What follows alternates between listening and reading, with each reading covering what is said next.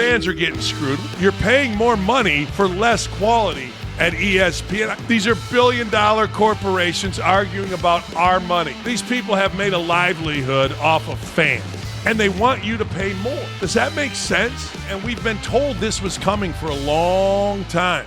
Well, we've reached day 7 of the impasse between YouTube TV, where I reside, and many of us reside, and, of course, ESPN. ESPN wants YouTube's money. ESPN, like Vegas, wants every dime that we have. Every dime. And I don't like it. I don't like it at all. I found myself spending a lot less money on television, switching from DirecTV to YouTube TV, and I like that. I like ESPN, but I don't watch ESPN for anything other than games. Somehow, some way, I still have ESPN Plus. I still don't understand it. I guess I pay a fee for that, so I'm going to get the game tonight of the night, which is the Redbirds of Illinois State at OU. So I get my son's games, but I've learned I really don't care. I honestly don't. Dexter is getting me through, and I love me some Dexter. The morning show. You name it, I'm watching it. It's almost like COVID again, and I'm digging it. But a lot of people aren't. A lot of people aren't as we reach into day 7 of this impasse, where, by the way, listen to this, ESPN is losing an estimated $5 million a year, so day 7 times 5, 35 mil, drop in the bucket. That's what they used to pay me. They're not. Anyway, the Disney blackout on YouTube TV, fans are getting screwed. We know that. There are a lot of you that don't feel like I feel. You want your ESPN games. Paying good money for their TV. They're missing the entire weekend of college football, Monday Night Football, pile of college hoops. But hey, as long as the suits get their spin out, as long as the shills like Stephen A. Smith, Laura Rutledge, little Scrappy Shefty, and all the rest, as long as they start shilling, we're supposed to listen to them. I wouldn't listen to those three tell me how to take a bath. Weird analogy. I'll go see my therapist on that one. McAfee is done with the bullshit, though. McAfee is like a beacon of light, like a harvest moon over the cornfields of Indiana. That's what McAfee is. Here's what McAfee had to say about the, quote, talent, encouraging us to side and go to and spend money with ESPN, despite, of course, it's not what's best for us, the consumer. Here's McAfee. Yeah, we're all done with it, okay? We're all done with it. And also, if you're on TV, stop telling people to go to a website to save a multi-billion-dollar deal, okay? Oh, come on. Nobody cares what you have to say. There will be nothing that we say or any website that'll be visited that'll get this thing. There are, I'm not going to say the exact names, but these people, it's poor sorts, though. Yeah. It's poor sorts out for the good of sports. Need each other. Need each other. A lot of people saying greedy corporate. It's like, yeah, need each other, especially with where sports are right now. And we're in the middle of it. So let's get that done. Now. Got a time in it. And stop asking me to go to a website. Yeah. I don't Sign a petition now. I don't want to work. I don't want to do that. So stop. That also doesn't work. At all. Yeah, reality of the world. Yeah, all you're doing is pissing everybody off even more. Yeah, here's the deal. Go to the website. I got to tell you, when Schefter, Stephen A., Laura Rutledge, Greenberg told me to go to a website, I wanted to say, fuck you. Yeah, I did. And in fact, I did. I mean, why would I want to go to a website? Because these clowns who read the news or talk about nothing every day tell me to go to a website. Tell me to go donate money to a good charity. Tell me about something tragic that's happened. You guys have this platform where apparently you think Greenberg and Rutledge and Smith and little Scrappy Schefter, you guys have this website, or excuse me, you have this platform where you think you can influence people. Why don't you try to influence people in the right way and not take money or attempt to take money out of people's pockets? Nobody gives a rat's ass about going to a website. If you're dumb enough to go to a website because Laura Rutledge told you to or asked you to, then you're too dumb to make a difference anyway. These are billion-dollar corporations arguing about our money. And what is exactly going to a website going to do? Please tell me. When's the last time a petition worked? That's all this is. Little Laura Rutledge. Hi, guys. I'm Laura. Little scrappy Schefter. A little angry. I don't know who I'm talking to. Stephen A. Smith. Or, hey, I'm Greeny. And I stand like this. Honest to God. Tell me, please. What am I doing when I go to the website? Like, I so agree with McAfee. I love the fact that McAfee came out and said this. I do. I love the fact that McAfee was not afraid. Scott Van Pelt. You guys love Scott Van Pelt. What a dork. What an insecure dork. Greeny. Hi, Greeny. We're going to read the news. Jesus. Stephen A. But I'm a pussy in real life. Shut up, all of you. Just shut up. Every one of you. And this is from Awful Announcing. We like awful announcing around here. Some of the people McAfee would not name directly, Scott Van Pelt, Mike Greenberg, and, of course, ESPN enlisted the help of Stephen A. Smith. As fans continue to miss significant sporting events amid a prolonged blackout of Disney networks, including ESPN on YouTube TV, McAfee called out both sides of the carriage dispute to stop being stubborn during a segment reacting to the disagreement that swallowed up Monday Night Football and his show, College Game Day, this past weekend. McAfee took aim at his colleagues. The host, who licensed his show to ESPN, encouraged talent not to take their employer's side over the audience and fan base. True. I mean, this is what I'm saying. See, Schefter will do anything for a nickel. Stephen A. Smith will do anything for a nickel. Greenberg will do anything for a nickel. Anything. We'll do anything for a nickel. Van Pelt, anything for a nickel. Oh, man, did you see? We almost missed out on that reunion of Van Pelt and Ryan Russillo. Oh, man, that's just too bad. Laura Rutledge will do anything for a nickel as she moves up with the hair extensions. These people suck. You know, these people have made a livelihood off of fans. Fans. If fans didn't pay attention to them and support them, nothing would have happened. They don't have to go against their company. They don't have to go against anything. They simply, one time in their sorry-ass lives, need to stand up for us, the people. I get it, Greenberg. You pay some lady $40,000, $50,000 to drive you from like Westchester downtown, and she brings you breakfast and lunch every day. Yay! Great. You've established yourself. Wonderful. Fantastic. But you can't stand up for fans, can you? No. You've made more money, Laura Rutledge, than you've ever deserved to make. And that goes for Stephen A. Smith. They're a little scrappy. But you can't stand up for fans, Adam Schefter? You can't do it, huh? And that's what McAfee's saying. McAfee's just saying, look, we got two sides here at ESPN. We do. I'm on one side. Some are on my side. There's Stephen A. Smith's side. And some are crossing back and forth. And McAfee's basically calling out everybody to say, what are you doing? Think about your fan base. Now, I will say this. Every show that ESPN had this weekend relative to football, whether it was game day or games, was down. I saw 500,000 basically per show viewers. I'm guessing that's probably going to get bigger. I got to tell you, it was a nice spring or fall weekend here. I didn't miss it one iota. Not even one iota. Anyway, these videos are a tactic ESPN and Disney have used with these clowns. They've deployed during disputes with content carriers, but they landed like a ton of bricks this time around. If you are going to make a decision based on a little scrappy, I sat in a production meeting with Adam Schefter one time, and he's a pretty nice guy. But man, oh man, is Adam Schefter about Schefter. I had to stand backstage one time getting ready to go on SportsCenter with Woj. I got so tired of Woj talking about Woj. I got so tired of Van Pelt's douchebagginess. I was at a bar with him, and the level of douchebagginess was incredible. Unbelievable, off the charts after a Maryland game. I mean, Laura Rutledge is about one thing, Laura Rutledge. Make no mistake, and we all know Stephen A. Smith. These people just showed that to you. They did. They showed that to you by not giving a rat's ass about anybody that watches their miserable product that literally a rabbit can do. Literally. Anyway, good for them. Good for them. People are starting to wonder if ESPN and Disney are slow rolling this whole thing.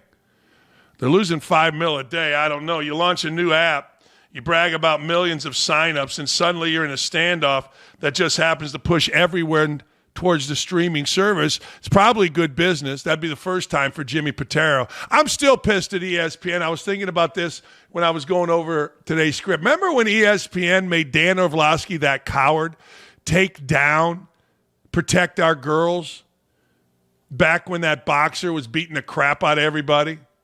They made him take it down like in 2 minutes. I'm still pissed about that. Anyway, come on. This all feels a little convenient. That's probably good business if you're ESPN. We want every one of your dimes. We've cheapened our programming. We've made it political. We've put really dumb, racist people on the air, and we want more of your money to do it. That's the ESPN model right now. Listen to college basketball on ESPN. It's the worst announcing crew they've ever had. Fox is no better. I was trying to listen to Robbie Hummel last night, and I text the producer, can you just tell him to shut up? I know Robbie is like the golden boy, and that's great. Good for him. He deserves it. But can you just shut up? You're paying more money for less quality at ESPN. I know Robbie's on Fox. I get it, but it's the only game I watched last night. ESPN announcers are unspeakably bad. Unspeakably. But anyway, they want you to pay more money for less quality. Go to any one of these shows, and it's terrible. They're basketball shows where they paid Kendrick Lewis, Stephen A. Smith, Mike Greenberg, Mike Wilbon, Jalen Rose, and whoever else millions and millions and millions was so bad for so many years that they had to bring in Barkley and Smith and Ernie and Shaq and basically get rid of their own produced show. That's the level of talent. That's the level of broadcasting at ESPN. And they want you to pay more. Does that make sense? Because somehow, some way, in an era of DEI, they're paying all of these folks more and more and more. It's unbelievable to me. It's incredible to me. Man, oh man. Following his criticism of ESPN for asking on-air staff to record promos during the YouTube TV dispute, McAfee clarified Wednesday that his issue is with the higher-ups who made the call, not with the host who appeared on camera. Well, it should be with the host that appeared on camera, as I just described. And it should be with the suits that are asking you to do this. Of course it should be with the suits. They're the one holding this up. They're the one having to make business decisions based on greed. It's an amazing business model at ESPN. Give you less quality. If you watch productions, they got rid of all of these great, not good, great game producers. And they brought in all these DEIs, and the level is awful. Score bugs screwed up, hell, misspelled words, missed plays. You never miss plays. They miss plays like it's their job. Less quality, and they want more money for it, because they got kind of a monopoly on games. No, stand strong, people. McAfee wasn't the only one. Our friend Big Cat went off as well. Here's Big Cat. ESPN is f***ing everyone because ESPN's got a new app, and they're basically just going to hold their. And they also own Hulu and Fubo. They're screwing over everyone who has cut the cord and went to YouTube TV, and it's just f***ed up. It's f***ed up. They're just screwing over the consumer, the people who just want to watch sports. I just want to watch sports. That's all I want to watch. I can watch the shows I watch are on Netflix or HBO. Let me just watch sports. I don't watch any other TV besides sports. Mm-hmm. Give me all the sports in one place and let me pay for that and stop with this bullshit where everyone is trying to squeeze each other out for an extra $1, screwing over the people who just want to watch sports. Also, guess what? ESPN, your app is garbage. It fucking kicks me out all the time. That is true. I just don't get it. I don't get it. Just figure it. Like, it seems like the only one who gets screwed over in all this shit is the consumer. The guys who just want to watch sport. Can we just pay? Can there just be like a select, like, people who really love sports? Just let us pay for one app that has everything. I don't care who gives it to you, but just give us everything. Right? Why doesn't that exist? The sports channel. I'll pay a premium just to be able to watch every game in multi-view. Figure it out. I don't know what they can do. Yeah, no, like I'm still able to watch everything, but I know that most people don't have like money to just throw like 7 different streaming apps for every fucking game. It's bullshit. Get on the phone with Mr. Portnoy and see if we can sue ESPN. Class action lawsuit. It's obviously not a coincidence. They just came out with their app that they're trying to get everyone to pay $30 a month for, and this is now happening. It's bullshit. No, it's complete bullshit. But this is the way the world has worked, and we've been told this was coming for a long time. And we're like, nah, you know what? We'll still have it on ESPN. We'll still have it on Fox. We'll still have it on FS1. You know what I'm saying?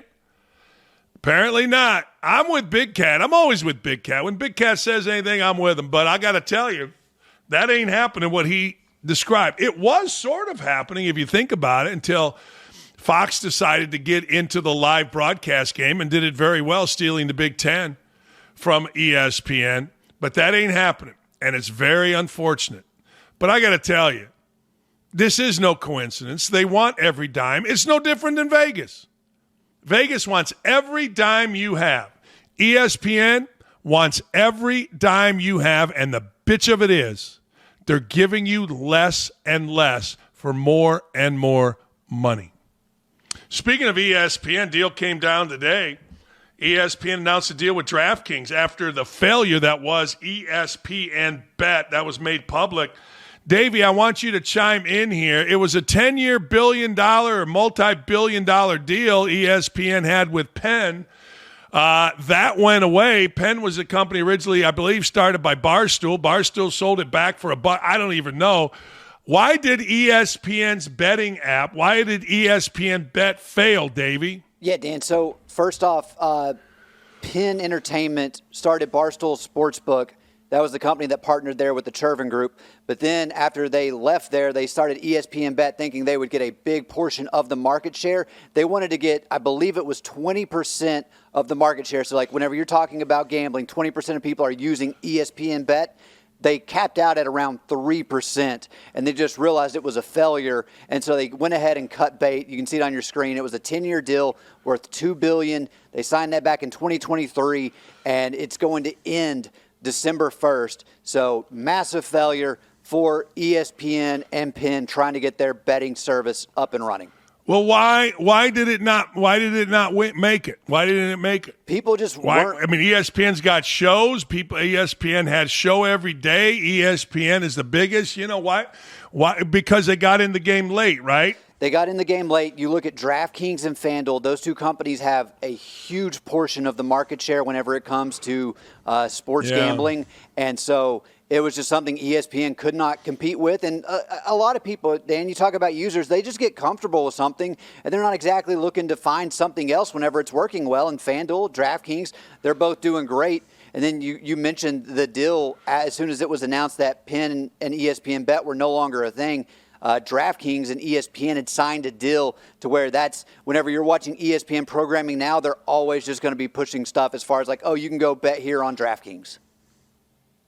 Yeah, I mean, good for DraftKings, I guess, right? I mean, DraftKings, I think the stock went up 10% this morning. I could be wrong. No, great for DraftKings. I don't even know if it. Yeah, that's in the pre-market. How does this affect ESPN? Now, Clay's saying Penn lost $1 billion, at least on their own accounting, on 2 years with ESPN Bet. Did ESPN Bet lose money on this?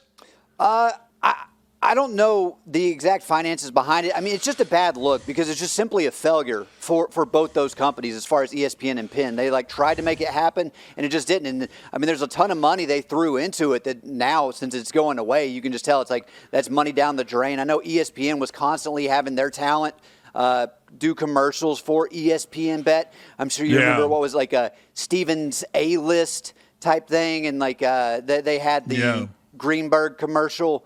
You just look at all the things they tried to have their talent do, and it just at the end of the day it failed.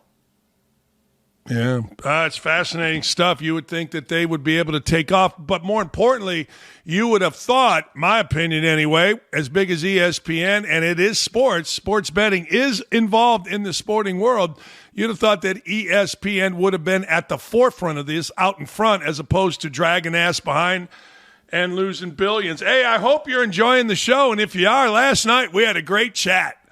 Oh, man, we had a blast. Make sure you head on over to youtube.com/@don'tatme with Dan Dakich. You're going to see it right here in a second. The @ don't at me. @don't at me with Dan Dakich to like, comment, and subscribe. You'll never miss any of our great content. The live version of this show, of course, airs at 1 o'clock. I got to tell you, we did have a blast last night, and thanks to everybody that came out for our chat. We're going to try to do it every Wednesday. What the hell else we got to do? It's wintertime. I don't know. Hey, Dabo Swinney. Woo! Dabo's getting his ass beat, and like the government, he's trying to deflect. He's trying to go over here, at least the Biden government. He's trying to go over here so we don't see what's going on over there. Dabo Swinney finally said what every coach in America has been whispering about for years. Officiating is a clown show, and I'm going to piss a lot of people off. I've been told, I'll give you the reason. Now, Dabo Swinney, here, let me go through this. I'm not talking about one bad call here or there. I'm talking about a full-blown week-to-week embarrassment. Good on Dabo for calling it out. We need change, not another committee, not another review of the review nonsense. Accountability. These refs need to face the music like everyone else in sport. I'm going to tell you why, and this comes from referees here in a second. Blow calls, you sit. Simple as that. Here's Dabo talking about it. It's impactful. So, as opposed to just getting a report on Monday, you turn in 10. We had a game. I'm not criticizing. I can't tell you. I ain't gonna tell you the game. I'm not gonna say the game, but we're only allowed to turn in. There's a system of accountability, but y'all don't know anything about it. It's behind a curtain. How dare we have accountability? In the meantime, we got gambling issues going on, people being suspended, all that kind of stuff, right? Yep. Refs are people too. It ain't just coaches and players, and if they're a part of the game, then by God, they ought to be a part of the game. And they ought to be a part of the accountability, and they ought to be a part of the consequences, not just behind some shadowy curtain. No, they ought to have to answer for it. And listen, there's judgment calls and all that, and we just have to disagree. But there's also absolute flat-out misses with no consequences. And and you get a shoot. We're allowed to turn in 10 calls. All right, and so we had a game earlier this year that we lost. I had 14 I wanted to turn in, but I only turned in 10. All right. I thought 8 were wrong, but got back. Yep, missed it. 5 of the 10 were wrong. And these are game-changing calls. Obvious pass interference not called. That takes you off the field. But we just get this will be addressed with the crew and yada, yada, yada. Okay. Yeah, but you ain't there's no public accountability. Ain't none of that. So that's the system. The system needs to change. It needs to be changed. There needs to be challenge opportunity, and we need full-time officials. If you're going to have this type of stakes, it needs to be full-time officials. Well, he's not wrong about any of that. I did not know that. In college basketball, you send in every call you want. Hell, one time I got on a private plane, if you can believe this, and flew to, I think it was Findlay, Ohio, to meet with Bob Wortman, the head of officials for Big Ten basketball. When I was an assistant for Knight, put Knight on a speakerphone, and we just ripped up and down on shots and things that are missed. This is not new. It's a little bit new to football. And one of the reasons in football, I'm going to tell you point blank, I've had African-American officials tell me this. I've had white officials tell me this. I've had NFL officials tell me this. I've had basketball and football officials tell me this. It's all because of a hurry to solve DEI issues. It's not all because this has been going on. I just misspoke there. It's not all because. But they have fast-tracked officials, particularly in football, at every level. The head of officials in men's basketball, who's since passed away, my friend John Adams and I were having lunch 2 years ago. He told me there are 9 women officials in NCAA Division I college basketball, and 8 of them should not be reffing a junior high game. 1 of them should be reffing lower Division I. I had him ask me one time a few years before that. I was walking into Cafe Patachu to have lunch with my wife. He was sitting outside. He said, "Hey, Double D, come here." He said, "Do you know a good African-American official from the West Coast? I got to slot somebody into the NCAA tournament." Don't tell me this is racist. Don't tell me this is anything but the truth. Every single human being in NFL football knows that it used to be 25 years before you made it. 25 years of officiating experience. Now it's 5.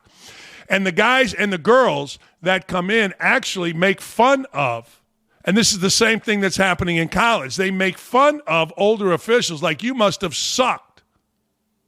You must have sucked for it to take you 25 years. And the official, well, what he said back would piss you off, because basically he said, well, I'm a white adult male. It takes me longer than you now. That's just the way it is. I'm sorry. You can say whatever you would like, but that's the way it is. I don't care if you're black, white. I never had a problem going into an arena with a black official, a white official. Never a problem. Not one. Didn't matter. I had a problem with a bad official, and I had plenty of white ones, plenty of black ones. But now you're seeing in college football 2 reasons for this. 1, officiating is getting bad. Really bad. Like stupid bad. And 2, gambling is involved, and now coaches are starting to question whether or not officials are involved in that gambling, and both are reasonable. Now, I know, you're racist, see, a white guy. No, if you listen to what I say, you're getting exactly what I said. When you fast track, when you make the criteria, the standard, when you lower it, you get what you lower. When you raise it, you get what you raise. Again, don't care if you're black, white, green, or purple. But coaches starting to get a little pissed off about it. I asked Urban Meyer one time, can you fix a football game as an official? And he just laughed at me. He said, are you crazy? Of course you can. How about a spot on 3rd down? A little harder now because we have challenges. This is before challenges and that camera on the pylon. But of course you can. You see something that looks like a hold, you let it go, or you call it. Of course you can. So I don't blame any coach. I don't blame anybody for standing up. These are billion-dollar entities. These coaches are playing for their livelihood. These players are being paid. They're playing for their livelihood. Hey, better player, more money. And I'm not mad at officials have to publicly now say who and what made that call or that call and explain it. Now, problem. A lot less people would be going into officiating unless you made it a full-time gig. See, every college basketball official I know had a side gig, but they were making so damn much money. They all had lake houses. They all were going to the lake. They're making a shit ton of money on this while doing that. It's amazing. Amazing. It's like the last Omerta, the last La Costa Nostra officiating. Hey, this episode is brought to you by our friends at Prize Picks. You and I make decisions every day, but on Prize Picks, being right gets you paid. Don't miss any of the excitement this season on Prize Picks, where it's good to be right. Prize Picks, simple to play. Just pick more or less on a 2 to 6 game stat prediction. If you get your picks right, guess what? You can cash in and win up to 2,000 times your money. Prize Picks also offers injury reboots. One of your players leaves the game in the first half, doesn't return. Prize Picks they won't count it as a loss. That's pretty damn good. Prize Picks, best place to win cash while watching sports. Join millions of users. Sign up today. Here's my pick for the weekend. I am on fire. I've taken, I think it's $20 and got it to $3.90. And when this hits, it's going to $400. I got Caleb Williams more than 200. Basically, he's got to get to 230 yards passing. I think Caleb Williams is on a roll now. I do. And then I got Bryce Young more than 182.5 yards passing. I don't know. I just feel like Carolina's rolling. I don't bet it on anything that you listen to these morons bet on. I bet on, is a guy rolling? I think both of these guys and both of their teams are rolling. Very simple. Download the Prize Picks app today. Use code DAKICH to get $50 in lineups after you play your first $5 lineups. That's code Dakich, DAKICH. You can do this in Georgia. Buddy of mine, Blinko's doing it right now, probably. That's code Dakich. Get $50 in lineups when you play your first $5 lineup. Prize Picks. It's good to be right. I got to tell you. Yeah, I ain't going to lie to you. Curt Cignetti's ruined football. Curt Cignetti has ruined football. Coaches across the country are feeling the heat. They are. They're feeling the heat as their programs, well, they struggle to show signs of life. Curt Cignetti being viewed as a measuring stick. I don't know, man.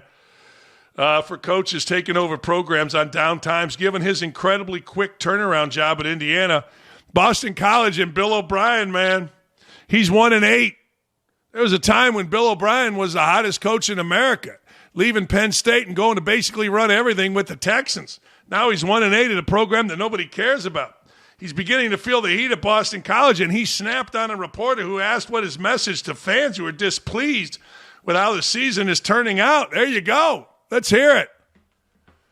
Coach, wondering, do you have a message for the fans? Obviously losing to Notre Dame Catholic school rival, 1-8 now in the season BC.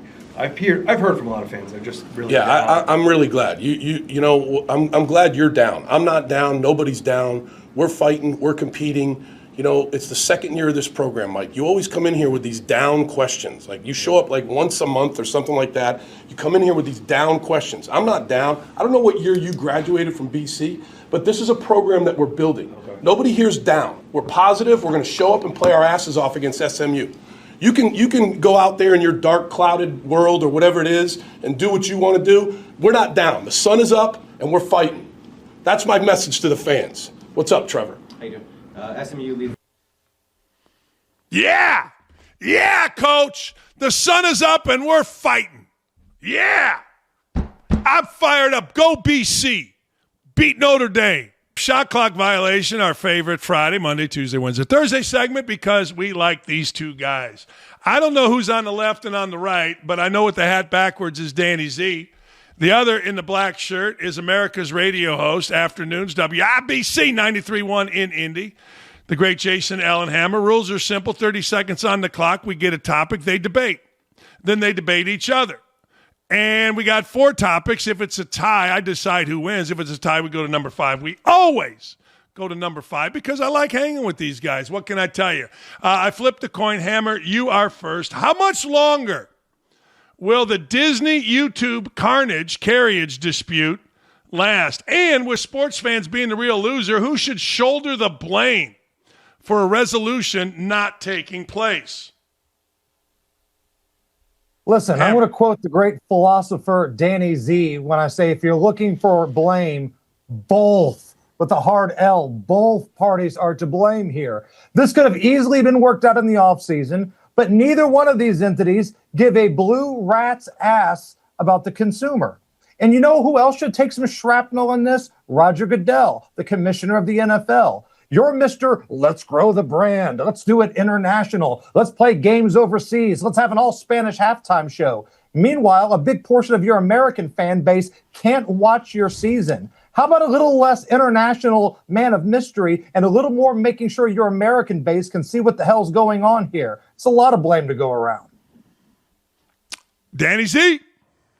Well, I agree with Hammer, except I'm going to expand it. I blame everybody, but I especially blame the industry because there was this thought that cable was gouging everyone because you bundle the packages and you're paying for channels you don't get. And they're like, oh, you know what? We're going to do this streaming thing where you only get to pay for the channels you want. Now, all of a sudden, in order to watch an NFL season, you got to pay like $180 a month minimum, $250 a month. Like, cable was supposed to go away and it was supposed to be replaced by this utopic society where we all just get to pay for what we want to watch. And now all of a sudden these games are spread across Prime, YouTube, ESPN, Amazon, they're everywhere. I blame the entire industry. Going away from cable was a disaster, continues to be a disaster. I'm going to say it right here. Bring cable back. Bring cable back. That's right. When will this end? Either of you have any idea? It's going to end whenever, one of these guys feels like they've got a fair deal. They have no problem screwing over the consumer. Like, and we talk about this all the time, whether it's this story or anything else. And you don't have to be involved in sports to learn this lesson. Big business does not give a damn about you. They will fire you on Christmas in front of your family, and they don't care if you love the NFL. They will wait until about halfway through the season when you're fully vested in to screw you. Until somebody feels like they're getting a fair deal here, I don't know, man. These things do tend to work out, but sometimes they take a while.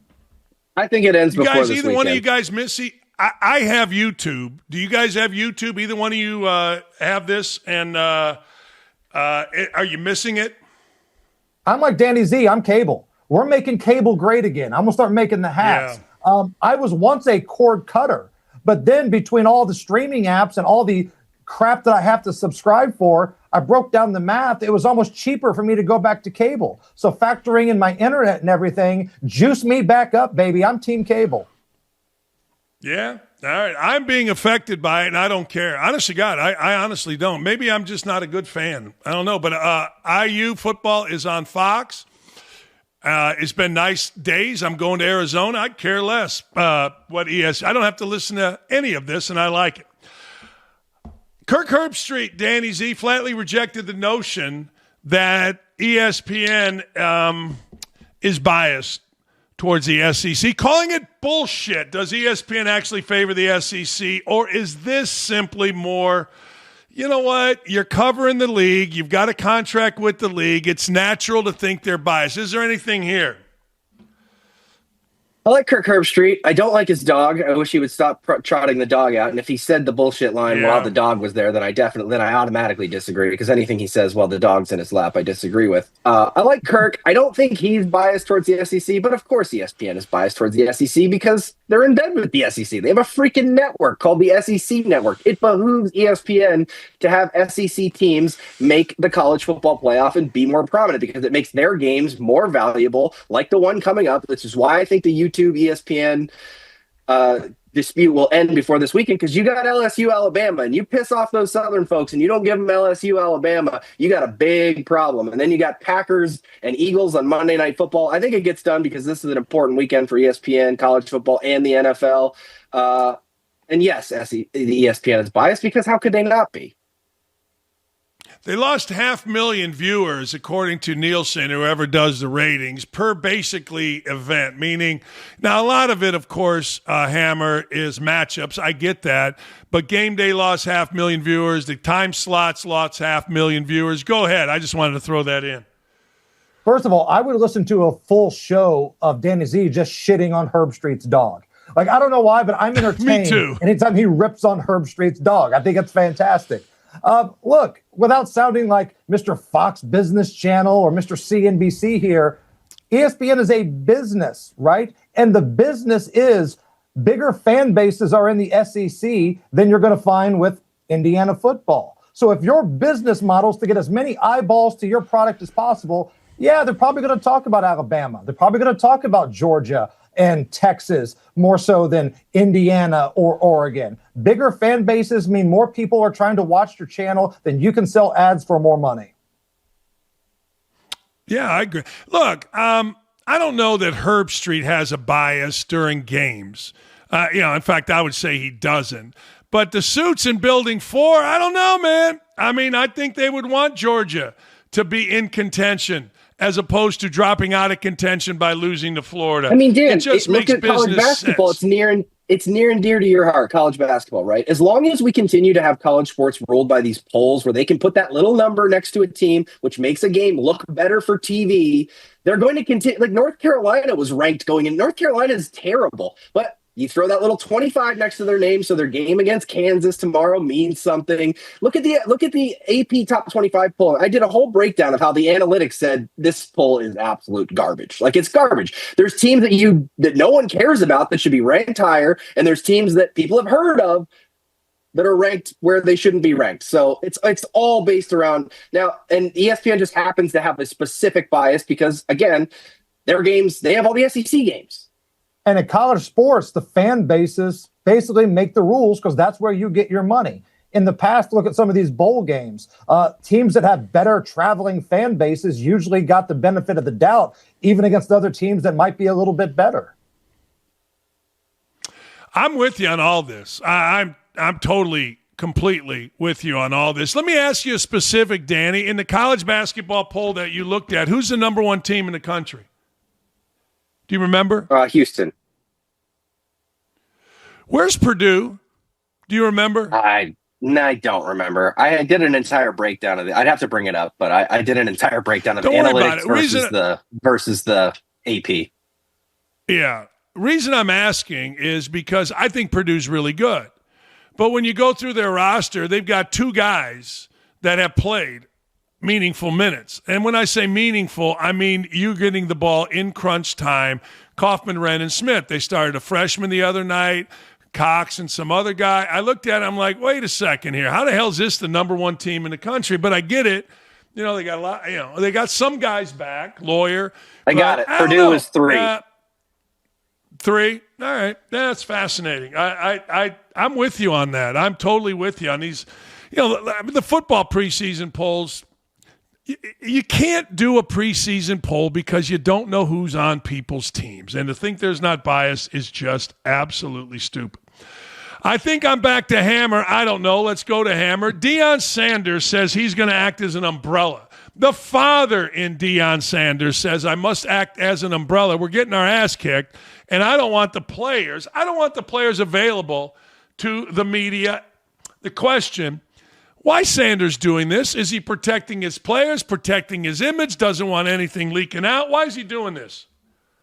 The great comedian George Carlin once had a bit where he said, some people lie and some people are full of shit. And right now, Deion Sanders, and I like Coach Deion, Coach Prime as he wants to be called, but he's full of shit right now. So a year ago, you were okay with The Rock being on the sideline and all these dudes being down there, and it was like a club-like atmosphere. But now that you don't have the horses anymore and this team isn't very good, now you're protecting the kids. You're using the kids as the human shields here. Come on. You can't call yourself Coach Prime and want people to call you Coach Prime, short for prime time, and then say, we can't have our kids talk to the media and I'm protecting them. Nobody buys that. Everybody knows the reason you're doing this is because you're getting your ass handed to you and you don't want to be humbled. Nice. Danny Z. Well, I think this question's a waste of time. I think we should just move on because Deion's done. His college football career is over. He had his fun. He had a great run. It was awesome. What? I think he's done. He's got the health issues. I think he rides off into the sunset after this season. So I think any conversation about Deion's a waste of time. I know you're busy today, Dan. You got stuff to do. Hammer, you got stuff to do. I'm in Michigan covering girls high school volleyball. I got stuff to do. Let's just move on. No. Are you one of those that think Belichick is done too? Are you premature Belichicking? Oh, yeah. Belichick's absolutely done. I think his coaching career is over. I don't think anyone wants him. In college or the NFL? College, maybe. Both. There'll be somebody in the NFL that wants him. I think his college career is just getting started. I could be wrong. I think his team's getting better. He's getting figured out. He'll get more comfortable.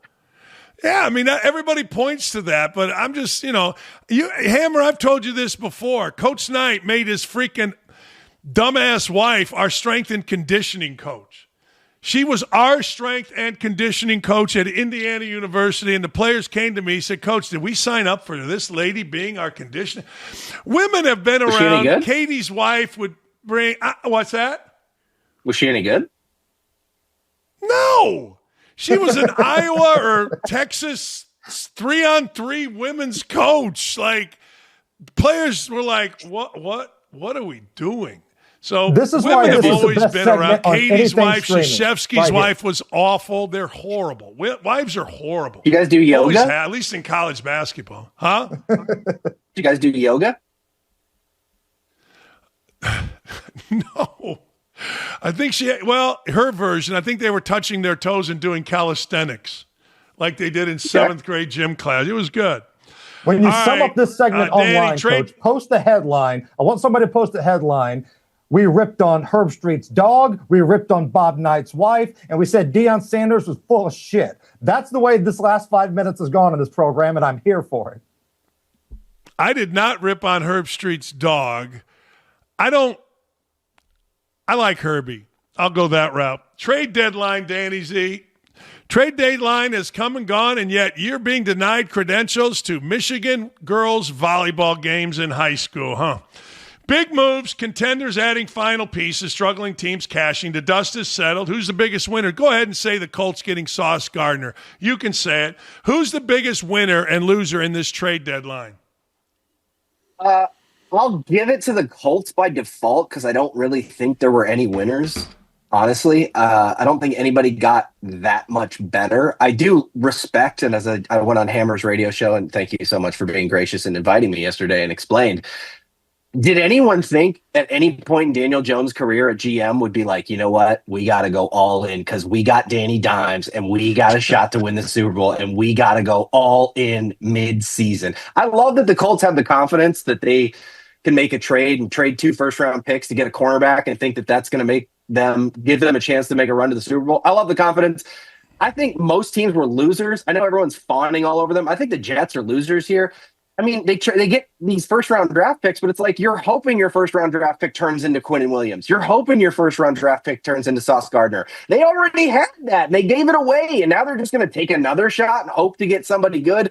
I don't know. And not only that, the one player they should have traded, Breece Hall, is the one they didn't trade. I think the Jets are the biggest loser here, and I think most teams, honestly, were losers. The Cowboys were big losers, too. What do you got, Hammer? I agree. Listen, I think the biggest winner here is Carly Ursay. Not just the Colts, but Carly. Carly basically is the reason these deals got done. Like, in my mind, she's standing behind Chris Ballard in the hallway, the way Trump was standing behind Hillary in that debate, kind of menacing behind her just a little bit, and basically putting the pressure on Ballard. You can either sit here and do nothing and be gone at the end of the year, or you can try to save your job here. I'm not my old man. I'm not really that infatuated with you. Do something to make this team better. I think that's why this happened. I think Ballard's trying to keep his gig. 1,000%, and I know this. Carly Ursay said basically this: you're a horseshit drafter, particularly in the first round. I don't care. We can get him for what? 2 first-rounders. Do it and do it now. I know this. This is not this is exact, and she's not afraid to pay. I don't know whether a lot of guys are saying that means Daniel Jones is the future. If it is, great. But Hammer, you are exactly 1,000% right. This was Carly Ursay, who has, oh, by the way, neutered Ballard this entire year. And as you know, yes, I am down for it. And look how smoothly this is going. You're right, Hammer. You know, I suggested this topic because I wanted to talk about the NFL, and I should have known this would just turn into a talk about the freaking Colts. Just every one of these, every NFL topic. I can't suggest an NFL topic because it just goes, well, these two guys are going to talk about the freaking Colts. Would you rather talk about IU versus Penn State in football this weekend? Because we can do that too. I got to go, guys. I got volleyball to cover. I don't have time for this. Danny, of course, is a Penn State guy. Who do you want him to hire? Who do you want him? The dust is settled a little bit. Let's go. Who do you want him to hire as they get their ass whooped this weekend? I got 2 guys on my list. Their names are Nick Saban and Urban Meyer, and anything less than that is going to be a disappointment. It's going to be less than that, and it's going to be a disappointment. Coach, your boy Urban want to get back in the mix? You got a relationship with him. No. Does he want to coach again? No. I can share the text if you'd like. I said, hey, Are we going to Penn State? He said, I start Tuesday. You want to call plays? I said, yeah, I got it right here. I said, yeah. I said, but I want a 2-year deal, and I want you to fire me after about a month so I can get the buyout. I don't want to actually do it. I just want the damn buyout. No, hell no. No, why would you want to go there? His wife doesn't want to go there. He doesn't want to go there. He's got a great gig. Why go there? It's dark. It's dreary. It's just. What do you want to go back to Florida? Where the union with the Gators work? No. If he goes, I will put it to you this way. Sorry. If he goes back there, well, he's from Ohio, and that's his dream job. If he goes back to coaching, I I did this once and lost a bet, and I had to do a show naked. I might do this show naked. I don't know. I just he ain't going. Maybe. Hell, I don't know. He ain't going. No, he ain't going. All right, with a blowout win in Tuesday night's election, was that a referendum on any way on Donald Trump? And is this the rise of socialists leading the Democratic Party, Hammer? Real quick, because I know time's a factor. No and yes. This has nothing to do with Donald Trump. Jesus himself could come down from the heavens and run as a Republican in dark blue New York City, and he would have finished third behind the Me Too, Love Gov, and the socialists. It has nothing to do with Donald Trump. New York City has nothing to do with Donald Trump. However, there's a little Captain Phillips moment going on here with the Democrat Party. You've got AOC, you got Mamdani. They're looking at all the other Dems going, I'm the captain now. We got the most popular mayor in the biggest city, the biggest fundraiser, the biggest flamethrower. AOC, Mamdani, they're telling everybody, we're the captain now. Hammer started by saying we're short on time, so I'll make this quick, and then went way over the 30-second clock. So I just want to point that out. No, I mean, Mamdani, that's its own thing. There are cities in this country that unfortunately are just lost. Los Angeles, New York, Chicago. Like, they've decided they're just going to elect the most leftist person ever and burn for eternity, whatever. I think the other wins, like Mikey Sherrill and Spanberger, whatever the hell her name is in Virginia, actually aren't that big of a deal because they're pretty moderate. Like, I know everyone wants to paint them because Spanberger wouldn't answer the question about girls and sport. But if you look at their positions of those two specifically, former military, they're pretty moderate. I actually think it's a move towards the light for the Democrats that those two are the ones who ended up winning two of the biggest races on Tuesday. There you go. There it is. We wrap.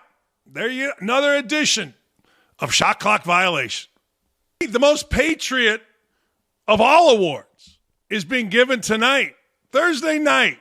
That's right. It's happening tonight. The Fox Nation Patriot Awards, and now we have a huge announcement to share with all of you. The First Lady, the most beautiful First Lady, one of the most beautiful women on the planet, Melania Trump, will be joining Sean Hannity live on stage Thursday to receive the Patriot of the Year award, the same award presented to Donald Trump just last year. This is going to be our biggest Patriot Awards show yet, packed with special guests, surprise performances, brand new awards, and so much more. There are limited tickets available. Go get them right now, foxnation.com/Patriot Awards. We hope to see you there. You can also watch live 8 p.m. Eastern exclusively on foxnation.com. You don't want to miss it. Hey, by the way, we have our own awards here, and it's called the Damn Awards. We give them out every Thursday. Roll the stinger, baby.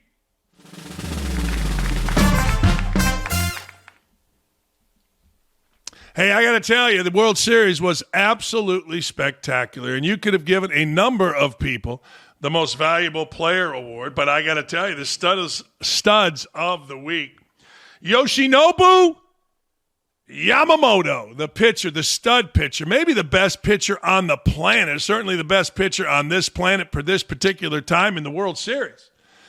Not only was he a stud, he was a stud the likes of which we don't see anymore. He went Game 6 and Game 7 and got a bunch out. Got 8 outs after pitching the game prior. What? I mean, that would have put these white American clowns in traction forever. That would have that Boros, what's his name, Steve Boros, agent to the stars, crying in a closet like Justin Fields. Are you kidding me? You ask one of these You asked one of these white bread pitching coach since they were 5-year-old American pitchers to do what Yamamoto did, they would be in the GM's office crying. I can't do it. It's too hard. Yamamoto said, yeah, give me the damn ball and get out of my way. Respect, yo. Respect. Every guy that pitches now gets Tommy John surgery and throws 3 innings and it's a quality start. Get out of here with that. Yamamoto, you are the man. You are the absolute man, myth, and legend. You go. You taught these soft-ass American pitchers what real competitiveness is about. Hey, did you see me? I got a standing ovation because I went 5 innings every 5th day. You suck, all you pitchers that do that. Give me Fergie. Give me Carlton. Give me Nolan Ryan. Wilbur Woods started both ends of a doubleheader one time. Get the hell out of here, you American pitchers. Crawl back into your mother's womb and have her pop out an adult male with the great American penis that isn't afraid to go 9. You guys suck. Good for you. I turned a positive into a negative. That's what I do. Anyway, hey, good for Alex Ovechkin. Alex Ovechkin still partying after a Stanley Cup win with, what was it, the Washington Capitals years ago. He reached 900 goals. Yeesh. 900 goals. You know how many members there are in the NHL 900 goal club? 1. You know how many there were before Alex Ovechkin? None. Only guy to ever do it. How about that? Man, good for Ovechkin. Ovechkin ain't messing around, man. I like anybody that plays his ass off, parties hard, loves his country. What else you got to do? Good for Ovechkin. Losers of the week. I don't know what the hell y'all are thinking in New York, but I'm fascinated to watch what happens. We got Times Square invaded by people kneeling because this guy Mombambi or whatever, the richest dude to be the mayor of New York, not named Bloomberg, who fancied himself as a common poor man. Really? It was fascinating yesterday watching the news where people interviewed New Yorkers about why they voted for this guy. Most said, I had no idea. I just liked the way he did his TikToks. That's the world we're living in. I'm with Governor DeSantis. Charge a tariff on New Yorkers moving to Florida. If I'm in Florida, I don't want you all here. You all are too stupid. Something like 20% only or 30% only of native New Yorkers voted for this communist. That's it. It was all done by young millennial women. I love young millennial women. I have a young millennial stepdaughter and daughter. I love them, but that was a dumb decision. If you're electing somebody on TikTok, man, you got to just simply do better. That's all I can say to you. Just simply do better than that. Hey, Kyler Murray's going on IR, but he was getting benched anyway. Jacoby Brissett, Wally pipped him. You can look it up. Or I'm sorry, he got Wally pipped. You can look that up. Wally Pipp, famous first baseman, sat out. He was sick. Lou Gehrig went in, and next thing you know, he set all-time record for consecutive game plays. That's called don't let him Wally Pipp you. Kyler Murray sat out because Kyler Murray, I don't know, was sore, tired, whatever. Next thing you know, Jacoby Brissett's been playing the brakes off it. Next thing you know, the Cardinals went in and beat the Cowboys. Next thing you know, Kyler Murray, who was going to be benched, well, he's on IR. He's got to miss the next 4 games. I ain't mad about it. I just remember Kyler Murray's interview with Dan Patrick as the most ridiculous, idiotic, asinine, uncomfortable interview I've ever seen. He seemed like a moron. And that translates. What can I tell you? That's my story, and I'm sticking to it. New York fans, craziest story of the week. New York fans, you got rid of good players. I don't understand this. I've never understood this. Sauce Gardner and Quinnen Williams traded. I don't understand either way. Why are New York fans mad? These two didn't do squat for you. Well, it's not their fault. You're right. It's not their fault. It's the fault that you can't find a quarterback. All you got to do is see what Daniel Jones has done here in Indy to transform the Colts. Can't find a quarterback, so at least now you have draft picks where possibly you can get a quarterback. Justin Fields, crying in a closet, he ain't it, not in New York. We're very happy here that Sauce Gardner came. I talked to the play-by-play voice of the Jets, the great Bobby Wischusen, and he's like, look, this dude is great. This dude is terrific, talking about Sauce Gardner. The dumbest fans in America are New York fans.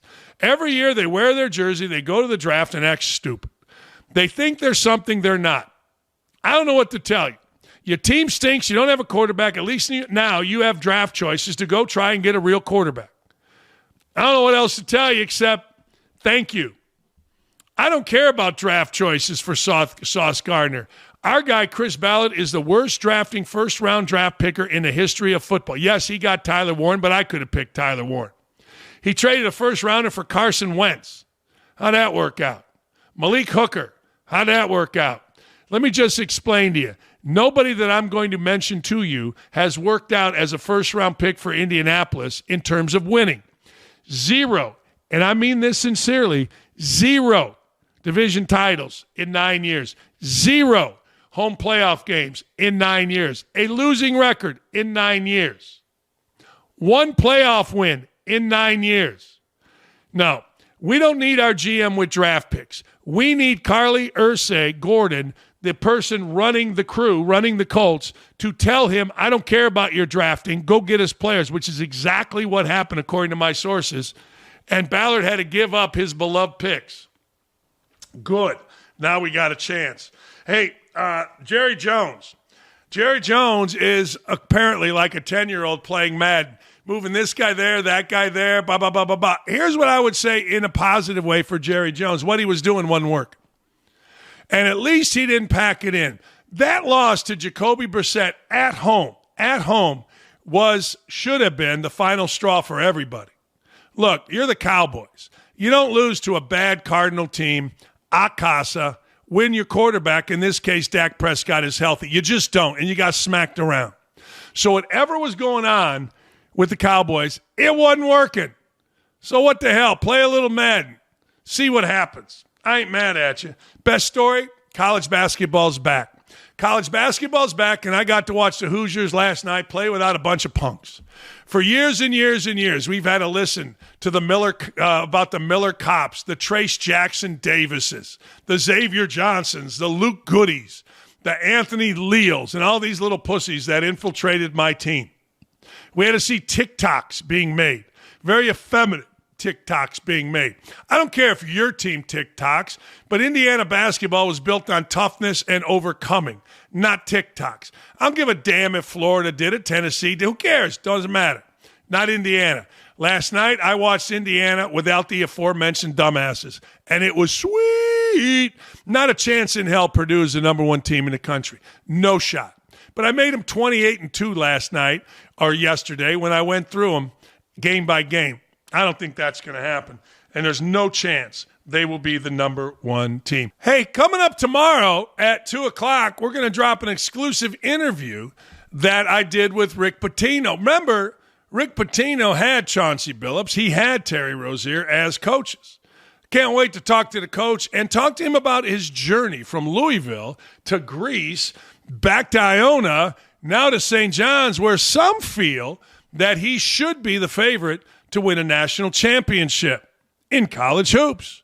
Rick Pitino, his journey tomorrow at 2 o'clock.